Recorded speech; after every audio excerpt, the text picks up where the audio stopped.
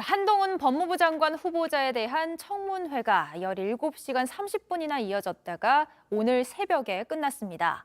이른바 검수완박 법안, 조국 일가 수사, 자녀 스펙 논란 등 모든 사안에서 더불어민주당 의원들과 충돌했는데요. 이 소식 오늘 아침엔 이도선 기자와 함께 좀 더 살펴보겠습니다. 네, 어제 오전부터 오늘 새벽까지 결국 1박 2일 청문회가 열린 건데 결국 경과 보고서는 채택이 되지 않았다고요. 네, 더불어민주당 측은 한동훈 후보자의 신상 의혹과 관련해 추가로 요구한 자료들이 제출돼야 채택 여부를 논의할 수 있다는 입장입니다. 청문회는 어제 오전 시작했는데요. 사실 지난주 예정됐던 청문회가 한 차례 연기됐을 때도 한 후보자와 민주당 측의 치열한 공방이 어느 정도 예상됐습니다.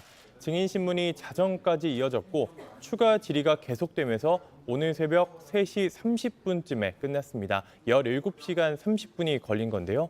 한 후보자가 수사를 받았던 검언유착 사건과 이른바 검수완박 법안, 조국 전 법무부 장관 일가 수사 등에 대해 한 후보자와 민주당 측이 서로 물러서지 않고 맞섰습니다. 논란되는 지점들이 몇 가지 있는데 하나씩 좀 살펴보겠습니다. 먼저 조국 전 장관 청문회 때도 그랬던 것처럼 이 한 후보자의 자녀 스펙 쌓기 논란, 이것도 화제죠.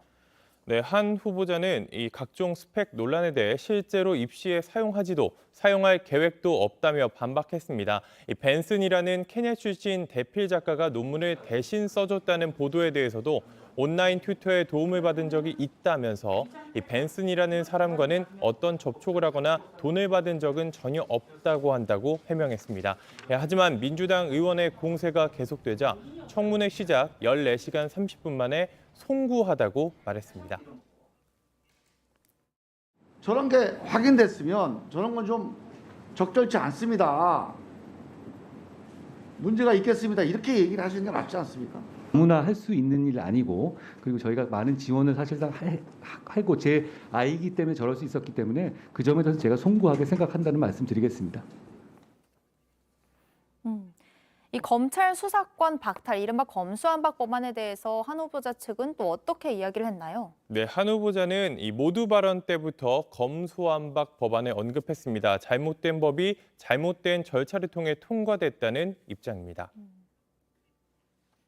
이 법안은 부패한 정치인과 공직자의 처벌을 어렵게 하고 그 과정에서 국민이 보게 될 피해가 너무나 명확합니다. 네, 그러자 민주당 측은 검수완박 용어를 사용한 것을 두고 날선 반응을 보였습니다. 인사청문회 인사말에서 한판 붙을래 이런 식으로 했던 후보자는 처음입니다. 근데 이게 좋지 않아요, 이게.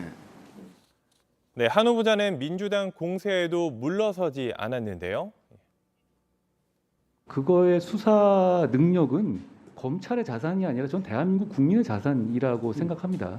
그걸 갑자기 어떤 대책도 없이 증발시켰을 경우에는 대한민국 국민과 대한민국이라는 이 나라가 그만한 자산을 잃는 것이기 때문에 수사 종결권을 경찰에 넘겨줘 사실상 기소권을 상당 부분 준 것으로 봐야 한다면서 헌법상 검사의 영장 청구권은 수사권을 전제로 한 것이기 때문에 위헌 가능성이 크다고도 밝혔습니다. 검수완박에 대해서는 끝까지 좀 확고한 입장을 보였네요. 밤사이에 청문회에 출석한 증인들끼리도 대리전 양상을 좀 보였다고요.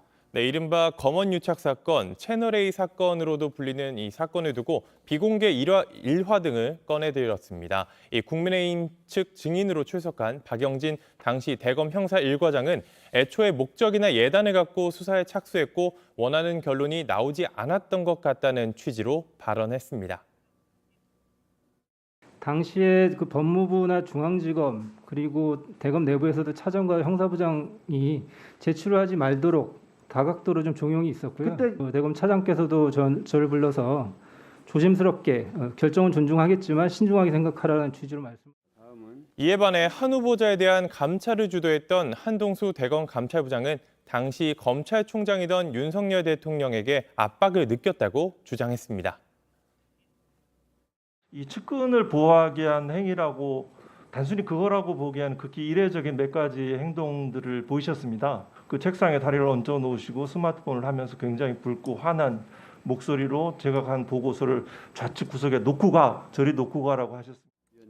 더불어민주당 측 증인인 이문정 법무부 감찰 담당관은 검수완박 법안과 관련해 검찰 부패에 대한 외면과 반성이 부족해 이런 사태까지 왔다고 했고, 국민의힘 측 김경류 회계사는 위장 탈당을 이용해 포괄적인 입법 과정을 거쳤다며 절차상 문제점을 비판했습니다. 네, 잘 들었습니다. 오늘 아침엔 이도성 기자였습니다.